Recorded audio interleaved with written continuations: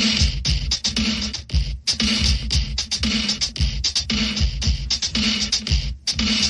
theme.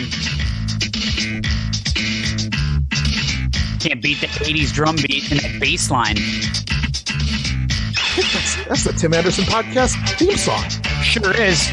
God, that's either Tim Anderson or Brutus the Barber Beefcake's music. I can see Ryan dancing around with a pair of head clippers right now. Hey, welcome everybody to the Tim Anderson Podcast. I'm Tim. So good to have you here. This is probably going to restart after I turn the volume down. Yes, it is. Of course it is. There it is. Welcome to the Tim Anderson Podcast. I'm Tim. And that's my buddy Ryan over there on the left-hand side. Rhino, so good to see you. Welcome. Good to see you too. And of course, on the other side, my good buddy, the coach, the owner, Zach Nienaber. Welcome, Zach. Hey guys, how good is Marshawn Lattimore? He's held Mike Evans to 0 catches while sitting on the bench. I should turn that game on. I don't have it on. I need like 8 points out of Mike Evans and Will Lutz, and I'm sitting on 1 right now. Yeah, it's 7-3 Saints right now, and they just ran a nice big punt back to the Saints as the Bucs I don't get it. Could the Bucs win this division at 6-11? Listen, the Panthers could win this division at 6-11. 7-10 at this point. They're going to screw us. Somebody in the NFC South is going to screw us, and the Cobra Commanders. But I mean, somebody down there. The Panthers aren't out of it. Look, I think the Cobra Commanders earned it. They earned it. We missed that one. They were 1-5 when we eliminated them. There was Carson Wentz. Yeah, no, for sure. We missed that one. That bit us. More on the Commanders here in a little while. Big eliminator tonight, too, by the way. We can't wait for it. We have pretty much a preordained eliminator, but we will get to it tonight as well. Lots of stuff going around in the league. This is last week of the regular season for fantasy football this week, if you can believe that. This is because it's the last of the bye weeks this week. So I think there's 5 teams on bye, and including your Cobra Commanders. And after that, we're in playoff mode. There can't be 5 teams on bye. There's 6 teams, I think. Yeah, 6. I think there's 6 teams on bye. I think it's the Saints this week, the Cobra Commanders. Packers. Yeah. I think that there's a total of 6, I think. Let's see if I can find that real quick. And that's it then. After that, everybody's through the bye week. It looks like this week it's Falcons, Bears, Packers, Colts, Saints, Commanders. All on bye this week. So fascinating stuff. And then we're into the playoffs. That's going to be very exciting. I know that everybody here is excited about making the playoffs. I know I certainly am because it didn't happen in all the leagues, but it happens in one of them. And here we go. Anyway, let's talk. Let's get y'all up to speed. Yesterday was a busy week in the league. A lot going on. A lot happening. So we want to get you caught up with a little bit of a little playoff bracket, kind of let everybody know where everybody is when it comes to kind of the playoffs and the seedings and all that good stuff. And then I want to get your guys' thoughts as we get through the headlines this week. It was a very interesting week, kind of topsy-turvy, a lot of weird stuff going on. Teams that we kind of thought we knew, we don't know. A lot of people, the Vikings are fending off their critics left and right while sticking their chest out and showing how great they are. And Ryan's going to get a chance to defend that here in a minute. Give him a chance to talk. I know he's excited. Let's go through the AFC. The Bills have retaken the number 1 seed. The Buffalo Bills at 9-3, number 1 seed if the playoffs started today in the AFC. The Kansas City Chiefs are 2, also at 9-3. Baltimore Ravens, more on them in a second. They are currently the 3 seed at 8-4. The Titans are the 4 seed at 7-5. The Bengals all the way up to the 5 seed at 8-4. Miami also at 8-4 after a loss yesterday to Brock Purdy and the San Francisco 49ers. And the New York Jets, 7-5, currently the 7 seed. Outside looking in, my New England Patriots at 6-6. Ryan's Los Angeles Chargers at 6-6. I know. And Zach's Las Vegas Raiders at 5-7. Back in it. This is really starting to get a little interesting in the AFC. Who'd like to look at that and go first? I would like to take this opportunity to once again complain about 7 playoff teams because it'd be so much more interesting, But now we're like, oh well, the Jets are 7-5 and they're the last. Like I don't know, it feels so unimpressive to get in that way. The big loser this week is the Dolphins. Yeah. And they did not look good. They struggled and slid way down. And now they're in the spot where we've talked about, the Bills the last couple of weeks. Like, do you trust them to go on the road and win 3 games? Probably not. Certainly not. So I think that's the big loss there. The Ravens is interesting, Lamar being hurt. Did we get a prognosis on him yet, Ryan or Zach? I haven't seen anything. Days to weeks. Days to weeks. Okay. They said week to week, but this week is unlikely. Okay. But it's not season ending. Right. No, I agree on the Dolphins. I think that this is obviously kind of a gut check for them, but I look around that AFC. Is there a defense that's playing as well in the AFC as the top 3 defenses in the NFC right now? I mean, you could argue Denver's just playing great. I mean, there's a lot of really good defenses. I'm just thinking about teams that they're going to run into in the playoffs. Because where the Jets sit right now, they're not going to run into the Jets in the playoffs. The Bills they've got injuries up and down that defense. They're really good defense. But I don't think that there's another defense like San Francisco's, Dallas's, or Philadelphia's in the AFC. It's probably true, actually. I think that's probably right. That's probably fair. But I would say if you were evaluating offenses, you would probably take a whole bunch of ones in the AFC. Oh, yeah. Yeah, for sure. Is Baltimore with the injury? Let's talk real quick while we have the Lamar Jackson thing on the hopper. Are they vulnerable? I mean, do we think they're going to make the playoffs still? Do we like Huntley enough to get him through the next couple of weeks and maybe keep them alive? Or are they in trouble with Cincinnati tied for them at 8-4 as well? Are they running the risk of dropping back to being like a 6 seed, 7 seed? Where they got to go on the road the whole way in the playoffs? I mean, this is pretty devastating timing for them. They're only a game up on the Jets right now if they do fall out of that spot. I mean, the Bengals have a tough schedule, but they just played arguably the toughest game on the rest of their schedule, right? This week and won. But I mean, if their margin of error is super thin, if they are losing, and they weren't winning a ton of games because of Lamar anyway. I mean, he was not playing great the last few weeks, and we were asking questions on this podcast last week about how much we can trust the Ravens. Now they lose arguably their best player, the biggest difference maker. Mark Andrews I don't think he played this week either. I mean, the margin's super slim. If the Jets keep playing well and they lose a couple games, I mean, that could be curtains for the Ravens. But wait, they don't have to worry about the Jets because that's still 7 teams. Right. That's what the Jets are 7-5. If they lose a couple games, that's the line though, right? You lose 2 games, the Jets keep winning. That's the line. Yeah, but the Jets are in, is what I'm saying. Is they'd have to get passed by the Patriots. They'd have to get passed by the Chargers. You don't think they're not going to miss the playoffs because they've got 2 games on the Patriots. They've got 2 games on the Chargers. Right, You don't and see them potentially going on a losing streak? Their division is Cincinnati. They're not in the same division with the Jets, so that's true. Right, I'm looking at wild card. I'm assuming they're going to get passed by Cincinnati. I think the way Cincinnati's playing and the way that Baltimore looks right now and the situation we're in, Cincinnati's probably going to win that division. Okay, but then you're talking about. I'm just talking wild cards. But they're not going to get caught by the Patriots. Patriots or Chargers can't make a run. I don't know. They're 2 up on New England, and they have the tiebreaker. That's true. The tiebreaker between the Ravens and Patriots would be winning percentage in the conference. They're both 5-3 right now. So no, Chargers are 4-4. So they have the tiebreaker over the Chargers too. Okay. How about? I guess I'm not worried about them missing the playoffs. How about this? I'm going to run through the teams that are kind of on the bubble here. And there's only 5. There's I'm going to count the 5 and 7 teams too.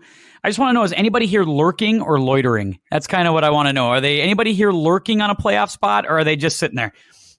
Can New England get back in, or are they done? I think there's a path for them to get in for sure. I don't know that they will, but I think it's probably going to have to get some help for sure, because you're probably going to lose to the Bills, who are going to be fighting for a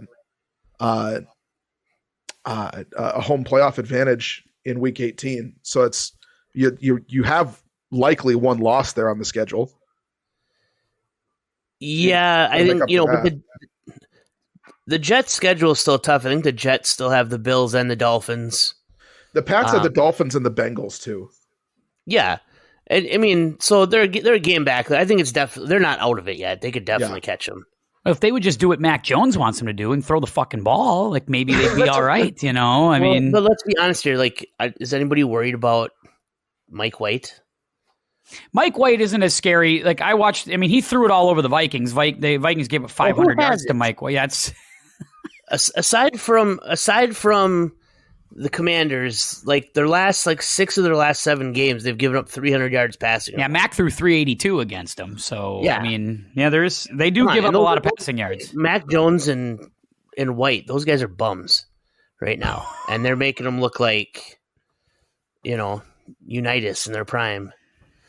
How about this one, Zach? Los Angeles Chargers, are they lurking or are they loitering? Is there a pathway for them? I think they're loitering. They're too far back. Yeah. It's not just that they're 5 and 7 chasing 7 and 5, but there's also a handful of teams in there between them. They're 6 and 6, right? Yeah, they're 6 and 6. Chargers are 6 and 6. Oh, sorry, I thought you said the Raiders.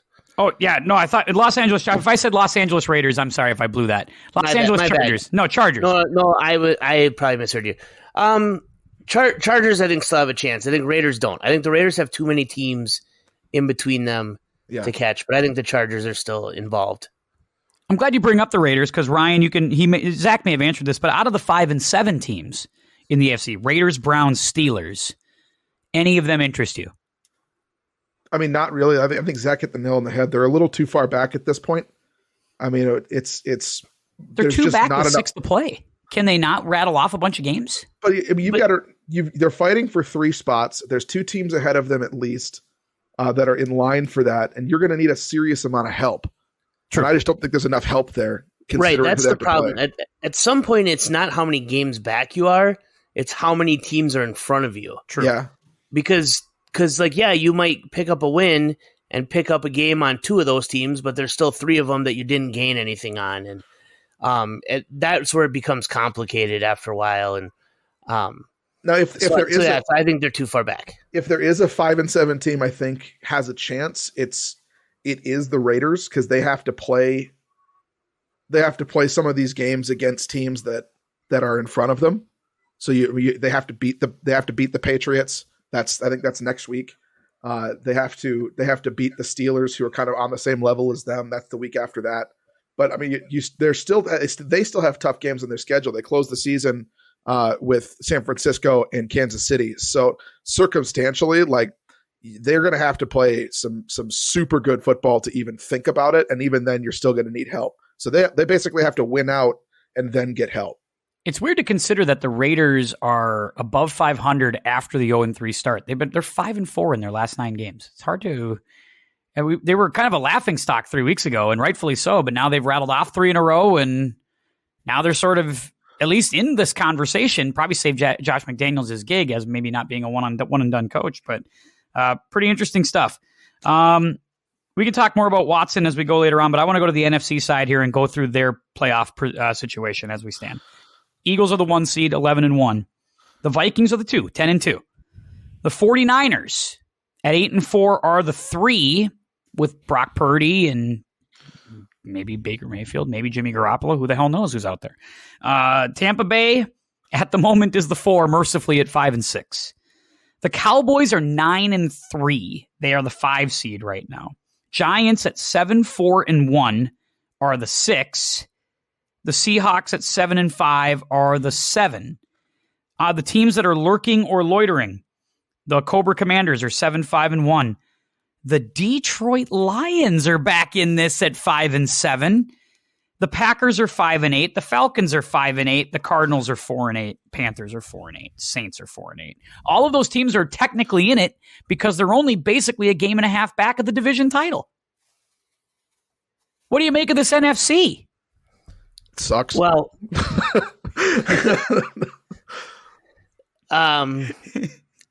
I think right now we're looking at Philadelphia and Dallas. And what happens with that division, because that's, again, it's a lot like the AFC East, where one of them's going to end up having to play a bunch of road games, and that's a tough spot to be in. Minnesota's pretty secure in the 2 spot because they don't have to worry about Dallas catching them because one of those teams has to be a wild card. So I think that hey, there's Mike Evans. He lives. Yeah, he caught a pass. Now he's coming off the field. You can call off the search, everybody. He's alive. We found him. He's all right. The injury definitely is a bummer for the 49ers, but they did come out tonight and say it's not Liz Frank. They think he maybe has a chance to come back. And that would be huge for them, right, to get him back. I can't see the AFC South doing anything. The NFC South with Tom Bucks. Yeah, I don't see the Giants doing much in the postseason. I think maybe if I had to guess right now, I would say Washington catches Seattle, but does it even matter? Yeah, I don't know. It's a good question. Although it does matter if you're the Vikings because you'd have to play one of those teams in the first round. And do you want to play the Cobra Commanders or do you want to play the Seahawks? I don't know. I'd rather play Seattle. Yeah, that defense is awful. Yeah, Ryan, I think that the Washington defense is significantly better. Yeah, I mean they may have their front 7 is just as good as any team in the league. I mean they're really good. I don't know if I don't want to play Washington's defense in the first round of anything. Like they're legit tough. They're a tough team. Did Brock Purdy do enough, Ryan, to make you feel like you can keep your San Francisco stock for a couple weeks if we figure out more on the Garoppolo thing? Or do the Niners, not that there's a lot of options. I think they signed Josh Johnson to the practice squad or whatever today. Baker Mayfield's getting released by Carolina. I mean, is there interest there, or do you think we can ride with Brock Purdy for a couple weeks? Like, how does this come together? I mean, if it's just for a couple of weeks, fine, right? I mean, I think that San Francisco, their defense can carry them, their run game can carry them, but they're going to end up in some games down the stretch where they're going to need to score some points. And I don't know if Brock Purdy's that guy. Thankfully, their schedule isn't super tough, right? Their remaining schedule, they got Tampa, they've got Seattle, they've got Arizona to end the year. They got someone in the middle there. But he just listed off 2 playoff teams. Oh, yeah. Are we really worried about if you're San Francisco? Are you really worried about the Bucs? I mean, it's the with Bucs Brock Purdy. I think I'm concerned about anybody. We don't know. He played well yesterday. I'll give him credit. He played pretty serviceable for Mr. Irrelevant, and he's got stock. He's got good pedigree. He was a good quarterback in college. I mean, what if he plays really well here down the stretch and into the playoffs? Let's say Jimmy is hurt. Yeah. Then we're San Francisco next year. We got another quarterback controversy. Try to force Trey Lance again. Imagine trading both your 2022 number 1 and number 2 quarterbacks to keep Brock Purdy. Tom with a pick. God damn it. I'm glad I started the Saints defense. You must be a fraction ahead of me. Yep, there it is. Yeah. God damn it. Frustrating. Anyway, okay, so we're not. So you think Brock Purdy 2 weeks, 3 weeks, we're okay? We get it. If we get in a playoff game, you're not expecting him to go win a big game. He's a rookie quarterback and a backup. We shouldn't be expecting him to step in and be a Hall of Fame player. I mean, he wasn't that great in college. I don't know why we'd expect that But they don't need him to be a Hall of Fame player. Can he be serviceable enough? That's what I'm saying, though, right? To go win a big game in the playoffs. The general rule with a backup quarterback is what? You hope that you never have to see him, and if you do, you see him as short as possible. Like I'm not going to sit here and say that I think he's going to light the world on fire. I think he can do okay for 2-3 games because they can run the ball and play some defense. But if they go into the playoffs with Brock Purdy, I'm not going to feel too great about their chances. To be continued, I suppose, on that one. Anything else stick out this weekend? Obviously, Jackson gets hurt. Garoppolo gets hurt. Deshaun Watson comes back and throws for 100 yards and looks really, really rusty. But he hasn't played in 700 days, so I guess that was to be expected. Anything else kind of pop off to you other than maybe Joe Burrow? Like Joe Burrow being amazing kind of came out as a headline for me. Anything else for you guys? Yeah, Burrow was going to be my conversation piece there. He just looked terrific this weekend. He's a really great quarterback. That hangover seems to be over. To figure it out again. Yep. I agree. It seems like the hangover is kind of gone with Cincinnati. They feel like they're back on whatever it was they were on towards the end of last season, getting Chase back healthy. They got Ryan in the offense in a big way. They really could have blown the Chiefs out. Tyler Boyd had a touchdown off his helmet. They were in a position to really dominate the Chiefs yesterday. Yeah, and then they went for it on 4th down. And there's Zach Taylor for you coming in doing Zach Taylor things. It does feel a bit, though, that that they've got Kansas City's number the last couple of years. They just seem to play a style of football offensively that Kansas City's defense just can't seem to figure out. Yeah, was that 3 times in a row? Yeah. Wow. Yeah, it's 3 in a row, and I think it is also that the Bengals defense does enough against the Chiefs to slow them down. Yeah. They still gave up 24, but I don't think you're ever going to hold the Chiefs to 10. Right. Probably not. No, Chiefs are going to score. They're going to score points. Doesn't matter who you are. So but they've been doing enough that they've been able to slow some stuff down. So, and the Chiefs seem like they don't have I don't think they're quite in Vikings territory yet, but it doesn't appear that they have a knockout punch right now, does it? I mean, it doesn't feel like they were the last couple of years where they could go and just, all right, we're up 10, we're going to be up 20 in a minute, and the game's going to be over. It doesn't feel like they have that ability to like shift gears and really put a team away the way Dallas did last night, or the way we've seen some of those really elite teams do it this year.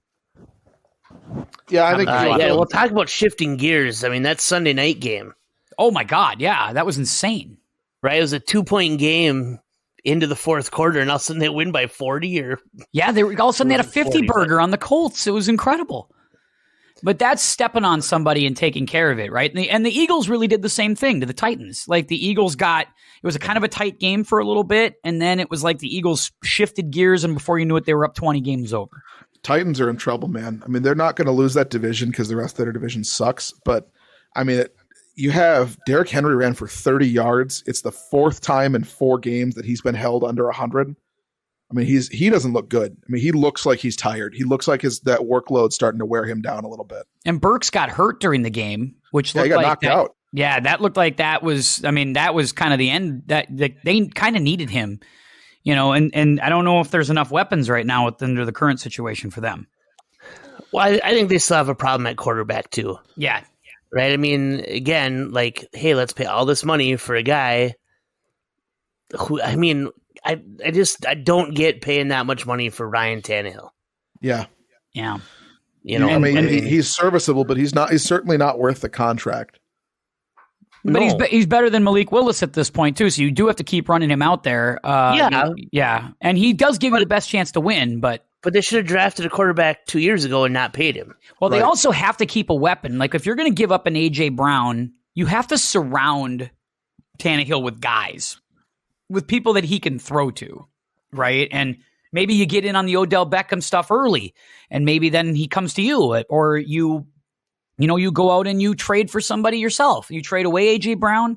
Maybe you turn around and you trade for a top young wide receiver, something like that, right? You go get Julio Jones. Why is the Beckham stuff still such a talker? He's like half the player he was 2 years ago. I would have thought he'd have been signed by one of these three teams already. Like, don't you want to give him some reps out there at some point? How long are we going to milk this? Well, I think he's still hurt because he's not even working out for the teams. No. So, like, when's he going to play? Well, that's kind of my point. I feel like, okay, so he's hurt. And Ryan just said, well, he's half the guy he was, 2 years ago. Well, that's half the guy he was 4 years ago. That's true. And obviously Jerry wants him, and the Cowboys clearly want him. Jerry's chasing a ring because this is his last year. You think this is it? The way he's pushing, they're in cap hell next year. Their cap numbers are not good, and this controversy surrounding him, and it'd be a good time for him to bow out and say, "I'm going to hand this to the kid." He's looking for that last ring, though. Yeah, there's something to that. And then the Giants seem to be all in, but the Giants I get, because the Giants need anybody at wide receiver who can catch a ball. But I'm just waiting for that to happen. It just feels like this should have happened already. This should have happened 2-3 weeks ago if somebody was going to be if you were real serious about it. It just makes no sense to me. All right. So a lot of stuff played out yesterday. The Lions kicked the shit out of the Jaguars to get back in. Obviously, the Raiders we talked about. Browns win a game. Browns are up to 5-7. It's a really bananas league. And that Vikings game. So, Ryan, we're going to talk about this for a minute because I know you and Zach have gone back and forth on the feed. I got to give you guys a minute. I was not pleased with the performance yesterday. I get it. We won the game, but we're up 20-3. Another absent third quarter. They completely didn't want to play in the third. They decided we're just not even going to play in the third quarter. And they settled for a lot of credit the red zone defense. So forced them to a lot of field goals. But that game could have been very easily lost. And I just feel like they've been in way too many of these games and they cannot continue to do this. I mean, why not? What's stop? I mean, every game has been like this, and every game last year was like this. The difference last year was that they were losing these games, right? I mean, they have found a way to keep themselves in a game and win it. And let's not forget that this defense that they were playing this weekend is the number 4 rated defense in the league. It is the fourth game out of 4 they have played a top 5 defense, and they're 3-1 in that stretch. Why not? They're playing against really, really good teams. They swept the AFC East, who you on this podcast called the best division in football this year. I did do that. And they swept them. And they did that going to Buffalo, who is the number 1 seed in the AFC. I might have to amend that, though, and say it's the NFC East. The NFC East might be the best division now. But here's the problem with that. Okay, yes, they swept them. The way they won in Buffalo is ridiculous. Yep. Right? Buffalo handed in that game, fumbling the ball when all they have to do is take a knee, right? They beat Miami without Tua. There's some nuance to this, and there's a lot of people getting upset, like, oh, we're not getting any respect. Everyone's talking about Dallas. I heard it all morning today. We didn't have students today, so I had the radio on at work, and everybody was talking about, oh, they're not giving us any respect. Well, I mean, you got beat by 40 by Dallas. You got beat by Philly. I guess. I mean, I look at the playoff standings and go, who would I take Minnesota against in the NFC? And Tampa. I mean, they've already beaten Washington. I think they're better than Seattle. Washington's not a playoff team. Well, they're in the hunt, is what I'm saying. And I think they're better than the Giants. And I think they're better than I think they could beat San Francisco. Could they beat San Francisco pre-Jimmy Garoppolo injury? Yeah. I think that they are. I think they can do that. This team they're a really, really good offense and a defense that gives up a lot of yards, but they're opportunistic and they take advantage. Are you not concerned, though, that they literally have not scored points in any third quarter this year? Like, they stink in the third quarter. They're one of the worst third quarter teams in the league. I mean, sure, but then they're the best fourth quarter team in the league. So I mean, you give and take. And if you're going to have an offense that puts out like this offense has been able to all year, regardless of the third quarter lull, would you like to see that fixed? Sure, but you're going to take the good with the bad on that. You're 10-2. I'm not ripping the fact. I think O'Connell's done a fine job. Like, I'm not giving him, I'm giving the credit where the credit's due. He is 10-2, and he does coach well in the fourth quarter. Like, they seem to do enough in the fourth quarter to win football games. I get concerned that you can't just come out of the locker room at halftime and do nothing. You just can't do it. And it happens way too often. And I just think we're playing with fire. I really do. It's very, very difficult to be in these kinds of games all the time, these high leverage things all season long. At some point, you got to step on somebody. At the same time, as much as I would like to see that, you're allowed to be a good team with flaws. Right? No one's sitting here saying you have to be a perfect team to win a championship. All you have to do is get a seat at the table and play good enough to be in the game to win it when the opportunity presents itself. And that's what they've done week in and week out, with the exception of the Dallas and Philadelphia games, which I've acknowledged multiple times were disasters. I don't think the Philadelphia game was as bad as people say it was because the defense showed up in the second half. And I obviously there's nothing you can say about the Dallas game. Dallas beat the shit out of Minnesota. But saying that they're the third best team in the conference, despite the fact that they're the second seed because they're leading their division, I don't think is a stretch. It's it's Philadelphia, Dallas, flip a coin at this point for me, and then it's Minnesota. I think that they're better than San Francisco, they're better than New York, they're better than Seattle, and they're better than Tampa. Zach, your final thoughts on this? They're frauds.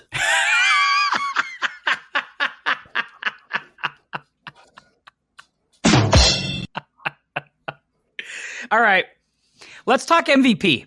I wanted to give this a couple minutes before we do a little something or nothing here on the podcast. MVP ballot. If you had to give me a top three today, Zach, I'll start with you. In your order, you get a vote. Who you voting first, second, and third? I think I would go. You're probably. I'd probably go Mahomes, Burrow, Allen. Mahomes, Burrow, list. Allen. Okay.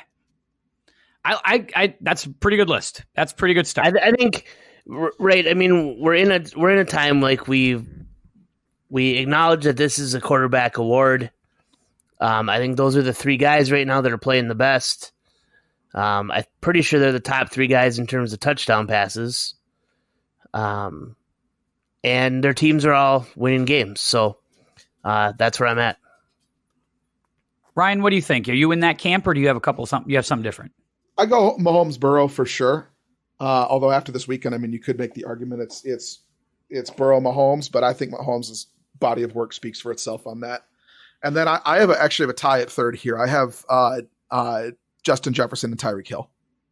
I don't like that it's a quarterback award, and maybe that's me just projecting the world the way I want it to be rather than the way that it is. But those two guys are having just unbelievable seasons at wide receiver. And they have been the difference for their teams at every moment that their teams have needed it. I mean, you look down the field, Tyreek's down there somewhere. I think Tyreek more than Justin Jefferson for me, as good as Jefferson's been. Tyreek Hill has been their offense, and he's made Tua look like a really good quarterback at times when I don't think Tua's that great. The problem is those guys don't have enough touchdowns. Jefferson has 6 and Tyreek has 5. Really? That's all he has? I thought Jefferson had That's not enough to win. I mean, look at what Cooper Kupp did last year. Yeah, it's true. And he didn't even come close. And that's so neither of those guys are going to get there. They've had great years, but they're just not going to get votes, right? And no wide receiver has ever won MVP.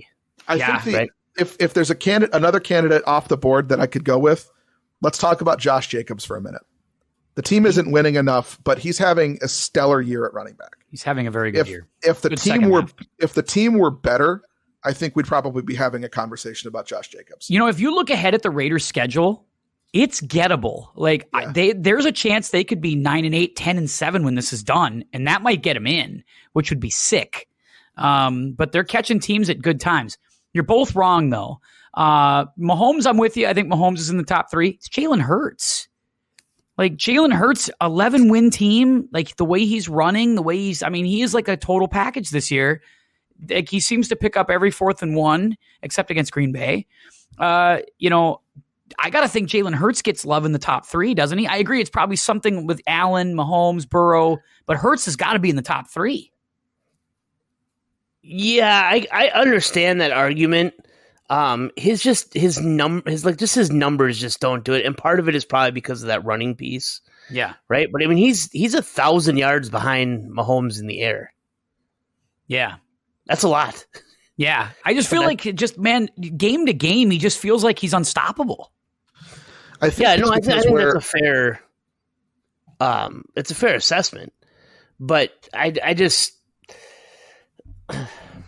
don't know. I also think we don't know if what Philadelphia's record is going to end up at, and they have a very soft schedule too. The rest of the way, but I just think game.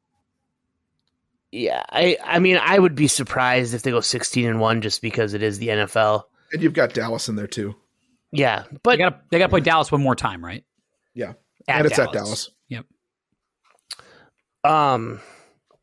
Sorry. Yeah, I don't know.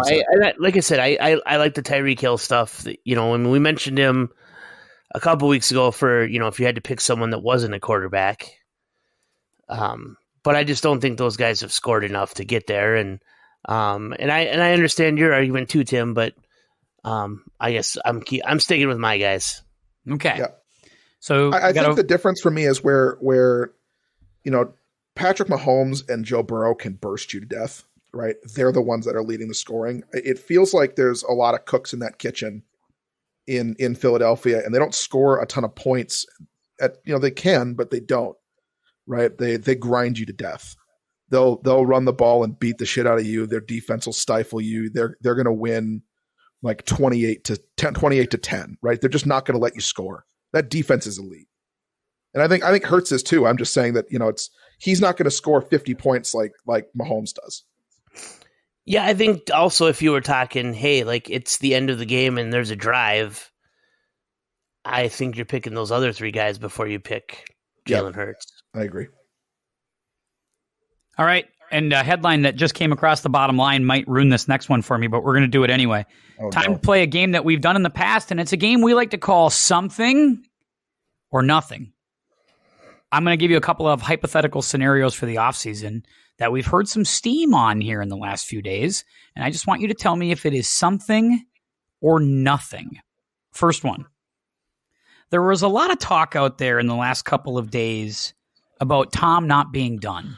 That Tom's not interested in going to Fox, and the Miami window is closed.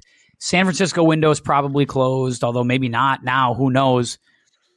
There was talk that New England and Tom could reunite because Bob Kraft and Tom love each other, because New England feels like they can get a couple of wide receivers and get close, and maybe all they need is Tom again, reunited. It didn't, it feels so good.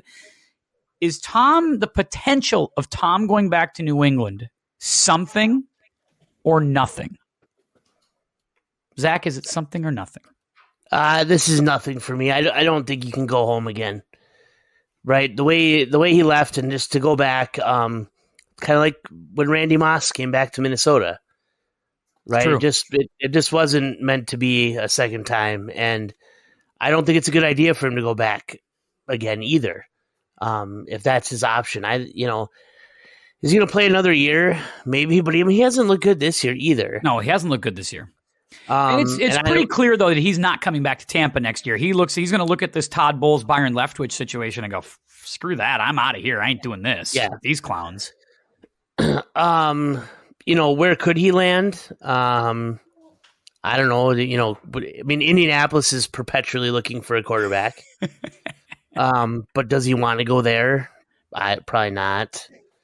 New Orleans won't go to the Jets, right? He wouldn't do that to Bob Kraft and go to the Jets or New Orleans. Seeing Tom Brady in an Indianapolis uniform would feel wrong to me. I wouldn't like that very much. I don't think he's going. I mean, the Jets is an intriguing one. Yeah, but I don't think he's going to go after playing a couple years in Tampa and how much he's raved about it. Like he ain't going back into the cold. Yeah. Problem is, it doesn't leave him a lot of choices. He'd have to go to a dome team, or he'd have to retire and go to Fox. which we'll see if that ends up happening. Ryan, is this something or nothing? I think it's nothing. I mean, it's ultimately, I think that he's either going to play another season in Tampa or he's done. I don't think anyone's going to want him. There's no way he's playing in Tampa another season. There's no way. So I'm going to stick with I think he's done. Okay, so he doesn't want to play cold weather either. So looking at it, right? Just if we're going to discount the cold weather, I mean Tennessee, but that's probably not enough weapons at wide receiver, right? You got it. Someplace like in New Orleans has the cap hell. How about Vegas? Oh, the McDaniels reunion. You have Devontae Adams out there. He's in the dome. He's got Devontae Adams. It's Vegas, baby. He's a single man. He's got a running game. He's a swordsman. That makes some sense. He can go anywhere in the NFC South. Yeah, he can go to Carolina if he wanted to. No, but there's nobody there. There's no talent. But he's not going to go. That's the thing. I don't think he wants to go to Atlanta. I don't think he wants to go to Carolina. He's not going to go to New Orleans. I think he wants to go, you feel like out west, right? He's a West Coast guy really at heart. And obviously the Chargers aren't going to give up on Herbert, so that's out. Rams are miles away after this year. That's out. There's no way you're going to do that. Broncos can't afford him. Broncos already got Russ, and we all know how that situation's going. Let's ride, baby. No touchdown passes again over the weekend for Russ. And now the only problem is Tom would have to go against Mahomes twice and Herbert twice. But you think that there's a part of him who wants to step into that and say, let me show you who's still boss around here. And San Francisco might be back in play now. If they don't like Lance coming back and Garoppolo's hurt, whatever, and Brock Purdy stinks, maybe Tom's back in play again. You never know. All right, next one. Aaron Rodgers has been on the talking as a talking point, although the Green Bay folks just said they really want him to come back next year. He's guaranteed a big number on the contract that's only voided if he retires. But I feel like there's a lot of suitors out there, and a lot of people were kicking San Francisco around as a really great landing spot for Aaron Rodgers next year if the Packers wanted to go with Jordan Love. Now, obviously, a lot can happen between now and then. Is the idea of Rodgers moving to San Francisco or anywhere other than Green Bay something or nothing? I mean, I think that there's something to it just because anytime you have a star who's close to the end, they're going to want to play somewhere where they think they have their best shot, right, of winning. Green Bay is poised to move on at some point. But I think, the way that Watson has played the last couple of weeks, and with Romeo becoming healthy here, I think he's starting to see a little bit how good some of the receiving game can be. And let's be honest here, like this season hasn't been a total disaster. I mean,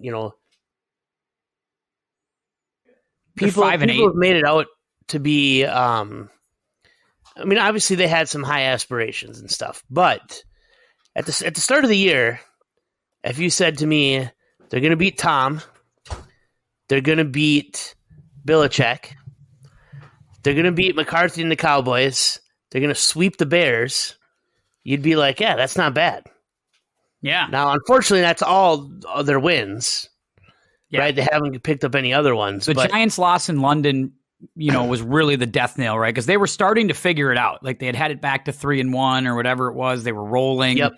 And they had the Giants beat. That one really threw them in a tailspin that maybe they're starting to recover from just now. And that's so,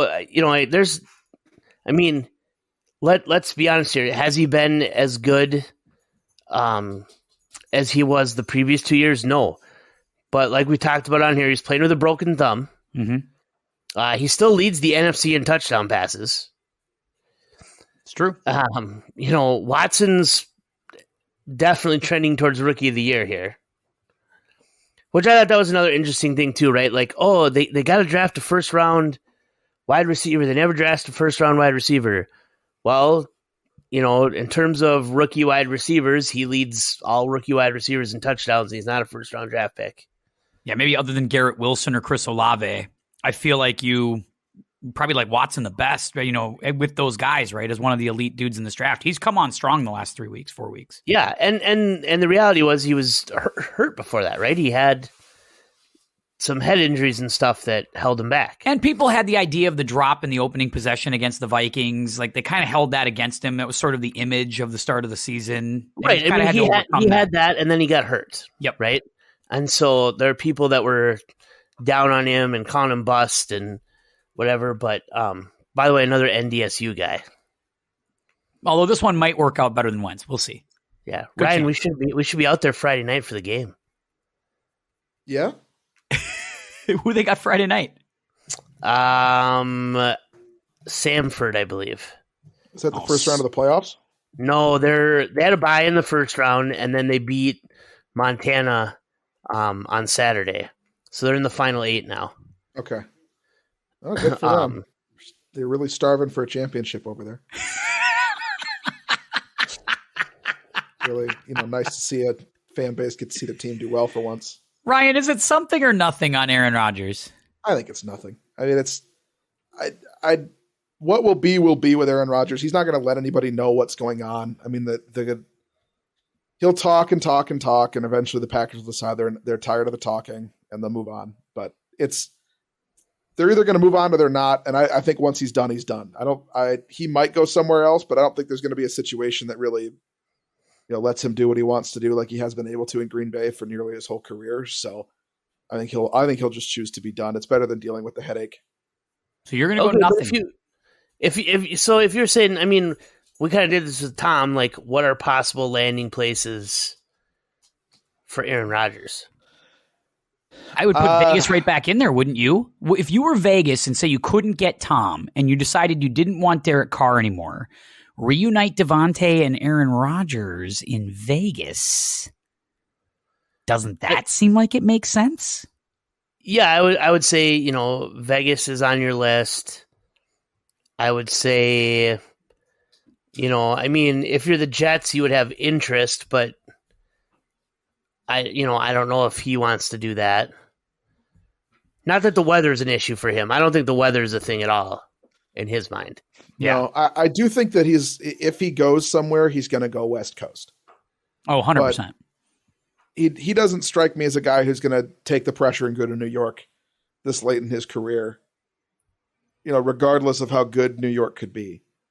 How weird would it be if he just follows Favre's footsteps and goes to New York? He spends 1 year at the Jets and then comes to Minnesota, cleans up after Kirk's out of here? Yeah, maybe Minnesota gets him. What if that happened, Rhino? I mean, would you Ryan, cheer you were for Rodgers? For Kirk's head this year. I was calling for Kirk's head. Would you would you take Rodgers next year over Kirk right now if they'd said you could have Rodgers or Kirk? Oh, yep, probably. Yep. Yes, you would. 100% you would. Not even yes, right now.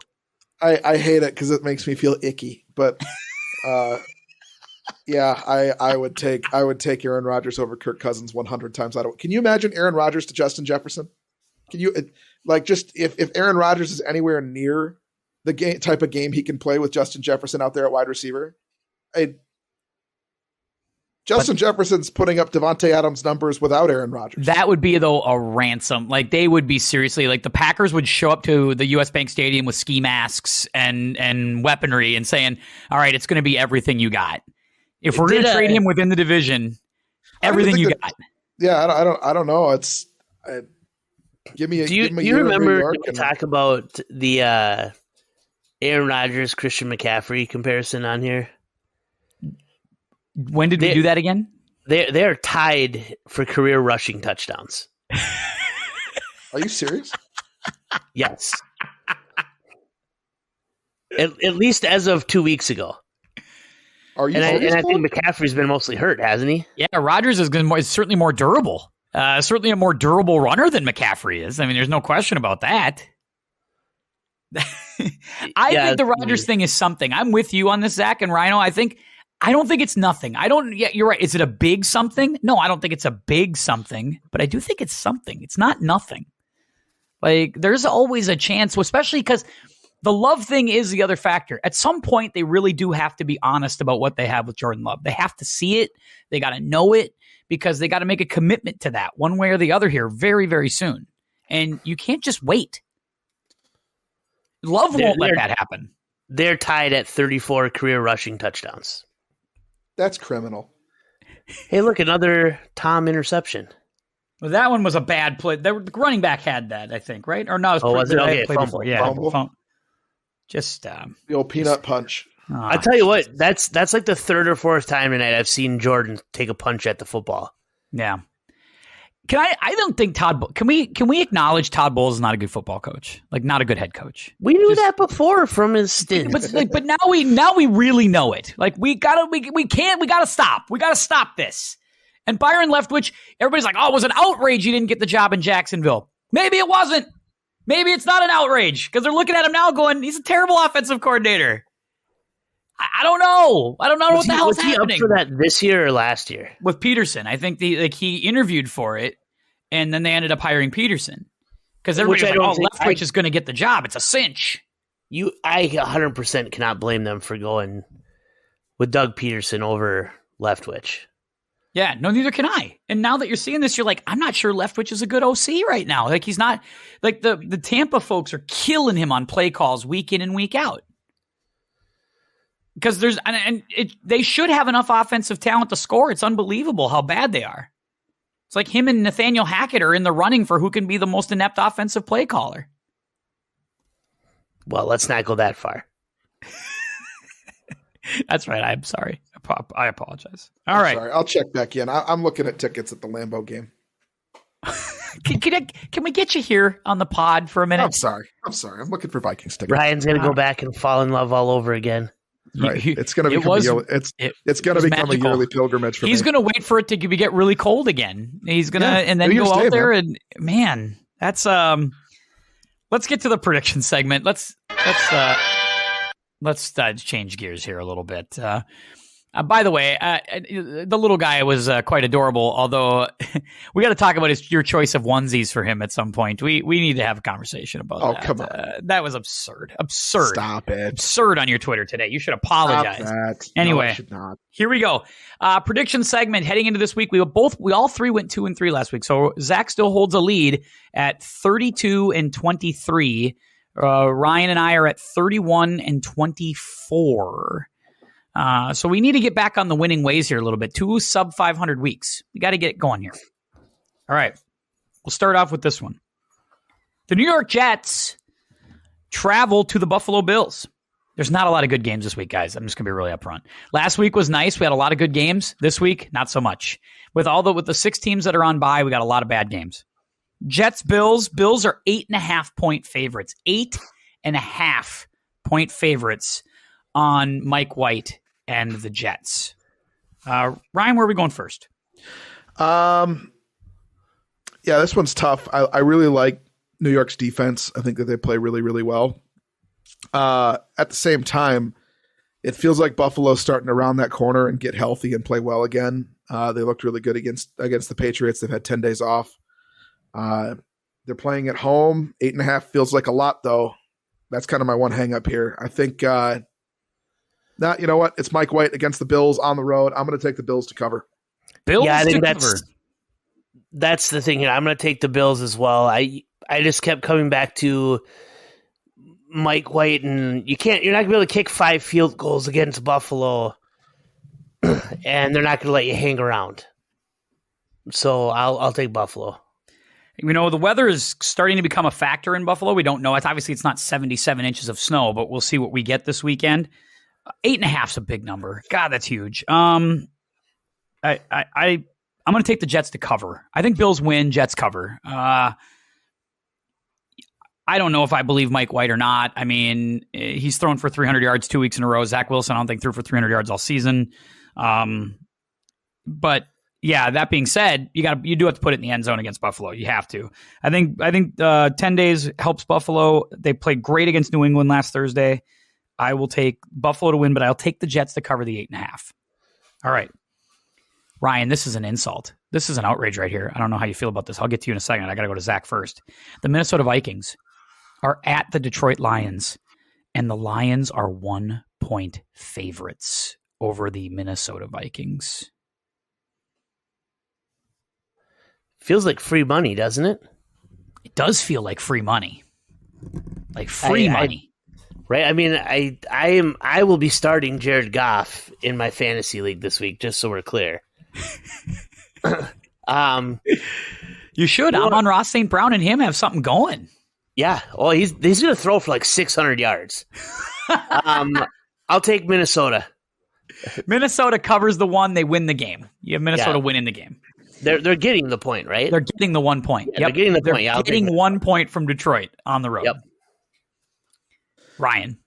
I don't agree that it's insulting. I think Detroit is a better football team than we've seen this year. Are they better than the Vikings to get 1 point? Jamison Williams. They're playing at home. So I mean the home team is worth what, 3 points? 3 points. So I mean it's a coin flip game. I think that ultimately Minnesota's offense is just better than their defense, and I'm going to take Minnesota to win. The Lions have been pretty good since they traded TJ Hawkinson. Vikings have been okay too since trading for TJ Hawkinson, but that seems like an interesting trade that's kind of working out for both teams. It's like addition by subtraction for the Lions. They've been moving the ball pretty well offensively. And defensively, they're getting better. Like the bad Aaron Glenn defense is starting to get some stops occasionally. They blew the Jags out. Like they kicked the Jags' ass, which I didn't expect them to do. I got to think Minnesota wins this game on the road. If you're good, I'll say this. You want me to take you seriously, you better win this game. Like you can't go to Detroit and lose this game. Can't do it. Got to win it. I'll take Minnesota to win. My real interest in that one will be the over-under. Yeah. Ooh, yeah. What is the over-under? I should look that up. I don't know what it is, but bet over. 120. Smash the over. Because neither team is interested in stopping anyone. This game has become particularly interesting with the injury to Lamar Jackson. The Baltimore Ravens, 8-4, are at Pittsburgh. The Steelers are 3-point favorites this week. Ryan. Yeah, Pittsburgh's a team that's kind of starting to level off a little bit. They were not playing very well early in the season, and it feels like they kind of pulled up on the rudder a little bit and have been doing a bit better since then. Getting healthier helps. Getting TJ Watt for sure. The defense looks a lot different with TJ Watt in there. You didn't see him much this past week, but George Pickens is quietly coming on as a really good receiving option for them, despite Deontay Johnson kind of falling off with some just really terrible hands. I've seen him drop at least one ball every time I've seen a Steelers clip this year. I think that bodes well for them. So I'm going to take the Steelers to win and cover the 3 points. I'm going to go with Baltimore. I'm still not convinced on Kenny Pickett. He's going to face a better defense than he's faced. Credit to Mike Tomlin, who's fucking working, but I don't know if you guys saw that video today. Yeah, I heard that. Yeah, somebody I think called him or something. I'm fucking working. He's busy. He was like walking like. It's kind of like at Minnesota where they walk through the fans there a little bit through the tunnel. Yeah, and some guy was recording him. And he's like, "Hey, Tomlin," and he looked at him and goes, "I'm fucking working." Guy's been in Pittsburgh for too long. He started. I'll give credit to Tomlin though, and I thought Tomlin would do this a little bit. Like when we eliminated him, I think we were right to do it, but we knew that they weren't going to just die. We knew that they weren't going to roll over and go 3-14. Like that just wasn't going to happen, even with the rookie quarterback. They're not winning games pretty at all. Like 19-16 against the Falcons, it was, they're winning some ugly games, but they are winning them. 3 points against Huntley and against a team that had a tough time against Denver. I mean, they were lucky to win it 10-9. I'm going to take Pittsburgh to win and cover. I think Pittsburgh wins this game. They cover. They get to 6-7. They start to at least get people interested in the possibility of playoffs. I don't think they'll get there, but I think they've got people's attention.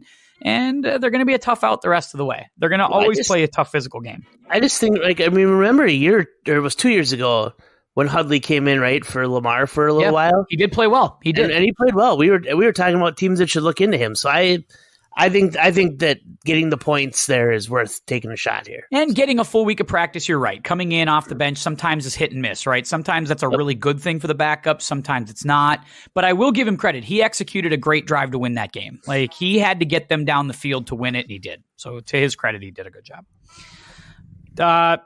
Another one that looks worse by the second here as we're watching this game. Tampa goes to San Francisco, but it's Brock Purdy. It's 5-point favorites are the Niners against this Bucs team. Again, heading into the night, I thought this would be a better matchup perhaps this weekend. Maybe not. I don't know. Tampa and San Francisco. This is Zach's turn. I will go with San Francisco in this one. Brock Purdy did enough to convince me that they'll still play defense and he'll move the ball. And I mean, we're staring at 3 points right now for Tampa Bay. So I think that Brock Purdy can get him to 4. Yeah, I don't know if Todd Bowles can play enough checkers to offset what's happening over there in San Francisco. He's just clearly baffled on the sidelines. Ryan? Yeah, I'm with Zach on this. I think that me too.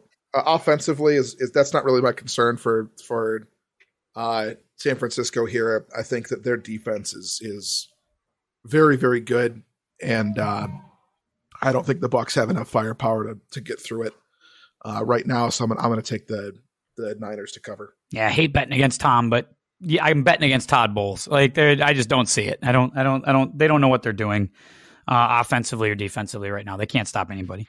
Give me San Francisco to win that game and cover the 5 points. All right, last one.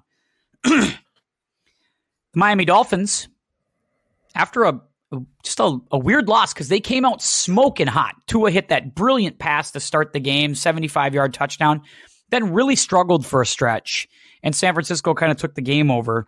They are at the LA Chargers on Sunday Night Football. Dolphins are 3-point favorites. Ryan? This one's tough because LA looks like they were starting to get healthy, and then they ran into a Raiders team that seems to be coming on really strong. Gut check time for the Dolphins to have to go across the country. I don't like that so much. If they're a well-coached team, I think they probably win this game, but I'm going to take LA here. Because I think that I just think that they're going to bounce back a little bit better than Miami does. I'm going to take Miami in this one because I just don't think that the Chargers are going to slow them down enough. And not that the Miami defense has been great either, but it seems like the Chargers stop themselves sometimes. And so I'm going to lean in and go with Miami here. Usually decisions by the head coach there. Yeah, give me the head coach. Give me the head coach matchup. Not that I love Coach Spicoli, although I think he's done a good job. Coach Spicoli might be one of the top 3 candidates for Coach of the Year. Brandon Staley is just not a good head coach. He might be a fine defensive coordinator. Doesn't it's a little too much for me. Especially, it seems like they in these primetime games they play just well enough to hang around, and then they lose them. So I think Miami wins this game. I'll take Miami in the points as well. LA feels like a team that's ripe for Lincoln Riley if they don't make the playoffs this year. Why? Lincoln Riley's killing it at USC. He's not going anywhere. USC's keeping him, don't you think? They're not. He's not doing the NFL. You're not getting him. Now that Coach Prime's in Colorado, that's going to be awesome. You got to hang out and recruit. He's got to really help recruit in that one. That's going to be fun. Anyway, by the way, they have a legit schedule. I was looking at their schedule next year for Colorado. Yeah. They're 3 non-con. I mean, you could say what you want about the Pac-12, but their non-conference games. It's like Nebraska, another Power 5 team, and Colorado State. Yeah. Like, there's no New Mexico States on there. I mean, their schedule's 10 times tougher than, like, the Gophers, was this year or whatever with some of that non-conference stuff. It's true. They're going to play it, and I've heard it there, but Gophers played Colorado a bunch, like in the last couple of years. That they're off the schedule this year, I think. But yeah, Yeah, they don't play him this year, but that's too bad. That's when we should have been playing him right now. That would have been awesome. But oh well, it is what it is. All right, Eliminator. We have got a pretty clear. They were mathematically eliminated over the weekend. We did say that the loser of the Packers-Bears game would be the Eliminator. It's the Chicago Bears. 3 wins, 10 losses. They are the clear nomination for elimination this week. And it's too bad because Justin Fields is playing better. Like, I think there's some good things happening in Chicago, but they're just not winning games. Did you watch? They're not winning games. Yesterday? They're just not winning. He didn't play great yesterday, but I don't think he played terrible. He's better. He's better than he was the first 6 weeks of the season. He threw 2 terrible interceptions at the end of the game. The last one I can't count. The last one, he's trying to get it down the field on a Hail Mary type thing. That one doesn't bother me. The one before that does. You're right. The one before was really bad. Where he just stares down Jair Alexander, then pumps it right to him. Yeah, that was bad. That one was bad. But the one at the end, I don't care as much about because he's trying to. It's desperation heave. You do those types of things. Like that one doesn't bother me as much. I mean, he got better as the season went along. They just don't have enough to win games right now. And they got beat. And even then, they had the lead late in that game. Could have won it. Defense can't stop anybody. I don't want to jump it back on this real quick, but I'm just looking at the Gopher schedule for next year. They might win like 3 games. Yeah, I'm a little surprised that Peach hasn't jumped ship yet. Like, because he's going to. Well, I mean, we're going to the Pinstripe Bowl, which hell, we gotta get pretty excited about that. But I'm surprised that, and I still don't know if that's over. I mean, there's still probably a team out there that'd be like, come on to South Florida or come over here, come over, and he might be interested in that. That Cincinnati. The other Colorado game is TCU. Oh, that would be right. fun. So TCU, Nebraska, and Colorado State. That's a legit non-conference schedule. If Prime goes 6, if he gets 6 wins and they're bowl eligible, that's a great coaching job.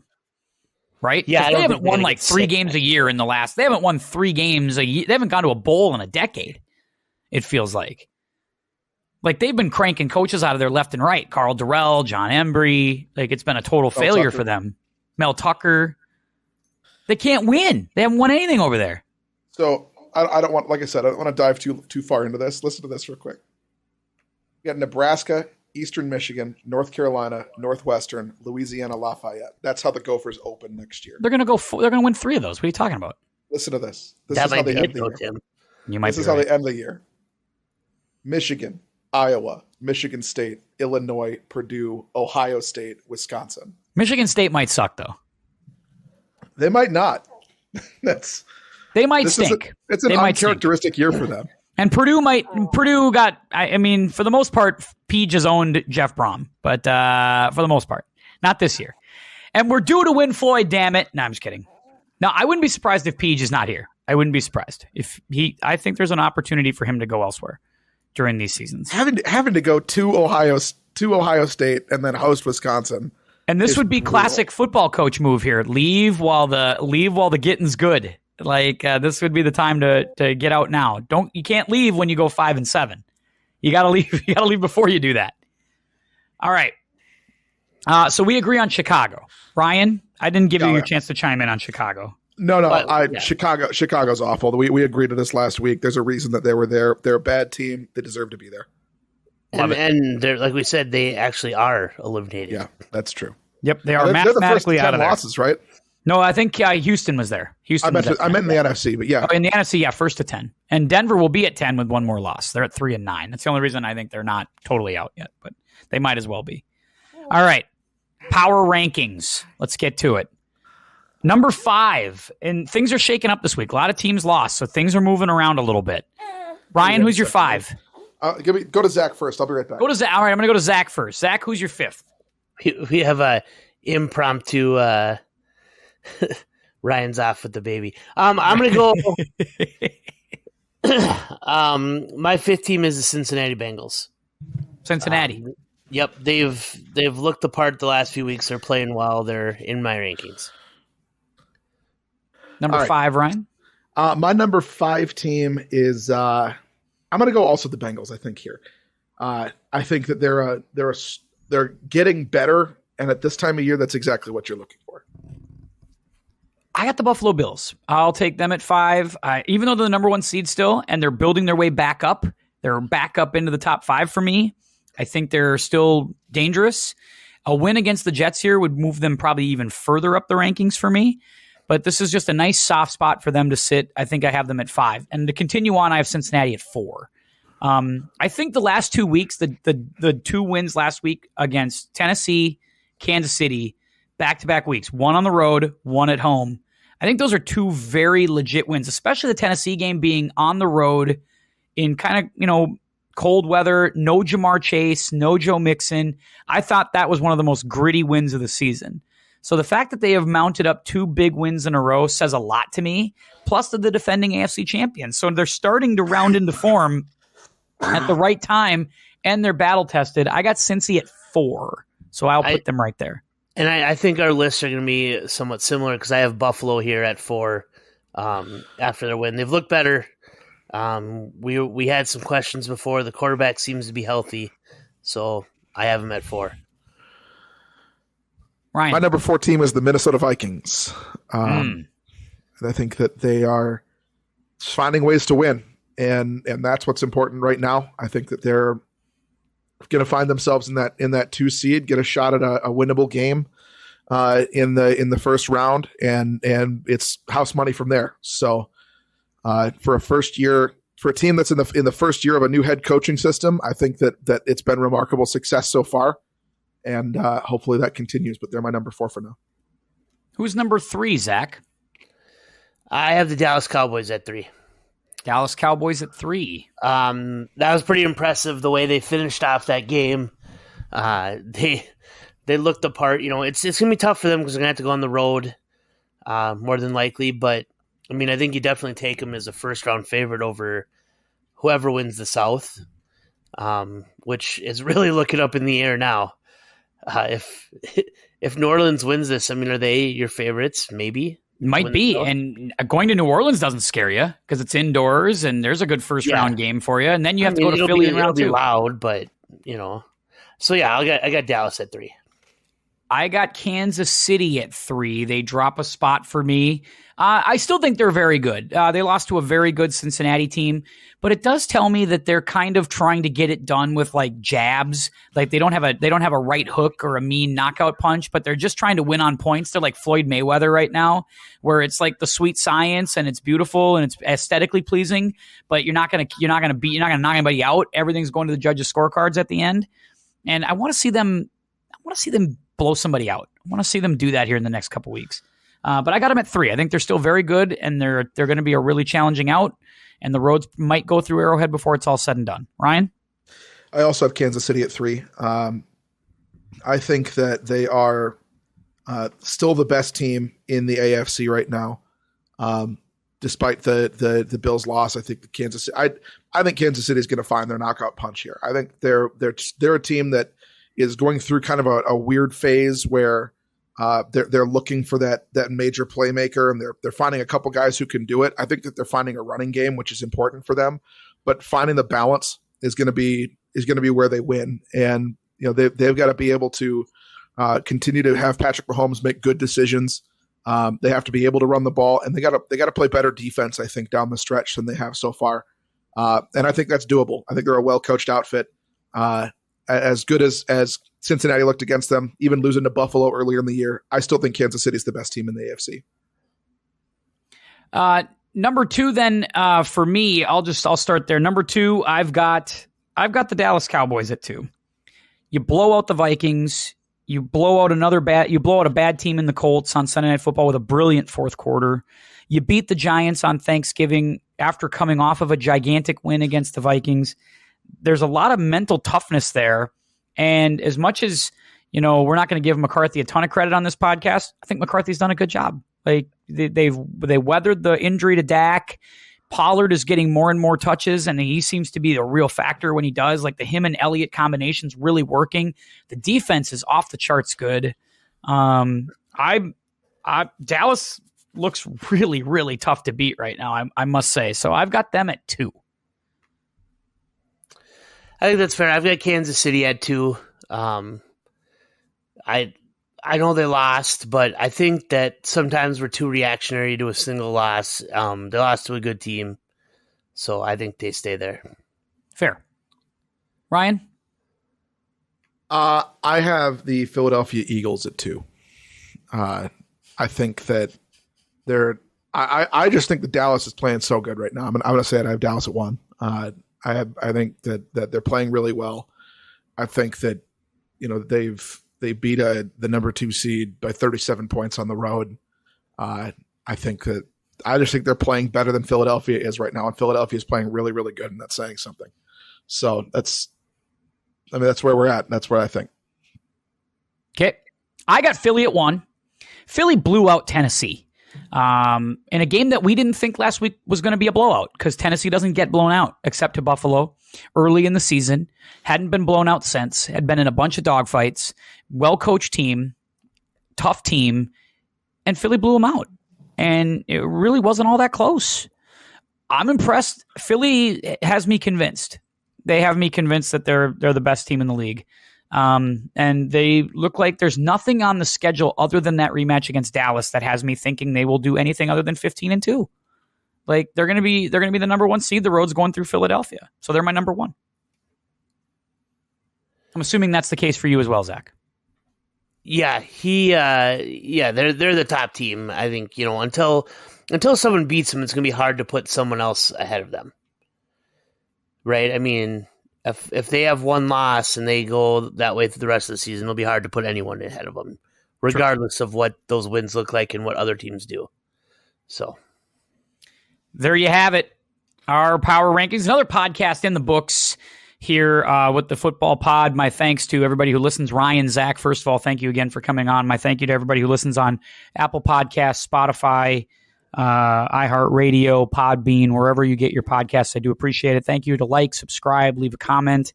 Lots of good stuff happening here at the podcast. Ryan just finished off his list of the top franchises, all 4 sports. I got to finish my list. We're going to do a deep dive pod on that. Got a lot of good stuff coming to the podcast in the next couple weeks. So we want you to continue to stay tuned through the football season and through the holiday months. We've got to get Ty back in here, talk a little golf and other things. Got to continue to work our movie pod. We got one cooking here for the next week or 2. We're going to have that one up. It's going to be great. A lot of good stuff happening at the podcast. So until next time, for Ryan, for Zach, this is Tim saying, keep your... I'll see you next time.